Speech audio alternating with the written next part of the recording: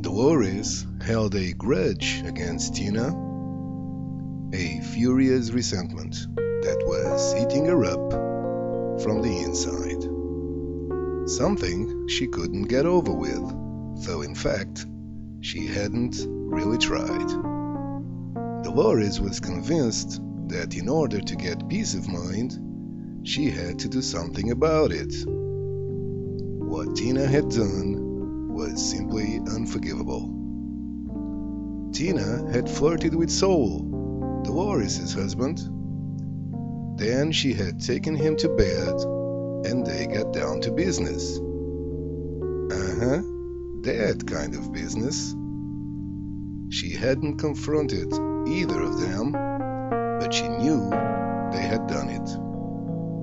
More than once. A woman knows such things. Dolores and Tina have been best friends since high school. They started hanging together when they were 15. They knew each other quite well and they shared intimate secrets. Back then, Tina got a kick out of conquering boys who had girlfriends, only to discard them when their girlfriends found out. She hadn't lost her touch, it seemed, but that didn't make what Tina had done acceptable. So Dolores wanted her revenge, and by God, she would have it. She would spread a rumor. Since they lived on the same street, she would get the neighbors involved. She would start with Mrs. Nunez, the struggling widow next door with a sharp tongue and too much time on her hands. Dolores would confide in Mrs. Nunez, allegedly counting on her discretion, knowing she would spill the beans the first chance she got. She would tell her that Tina, the stuck-up lady 3 doors down, with a neglected front lawn and a 15-year-old Fiat, was in fact much healthier than she showed. A couple of years ago, she had received a generous inheritance from her maternal grandma.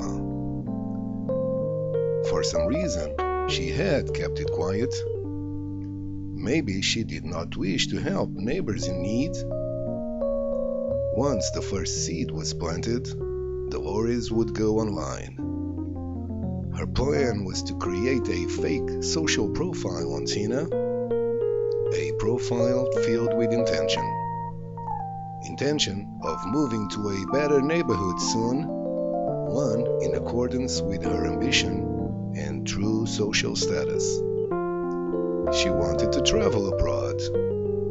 She intended to buy new clothes and fine jewelry. She was going to replace his rundown Fiat with a brand new Lexus hybrid. Since Dolores and Tina were so close, Dolores expected people to ask her about Tina's plans. When that happened, she would acknowledge it with a reluctant sigh.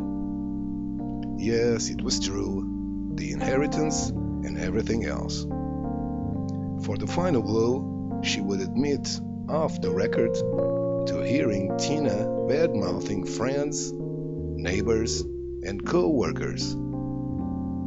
Dolores was hoping that by the time she was finished with Tina, the lying, deceiving bitch would be rejected by everyone around her. Dolores would not settle for anything else.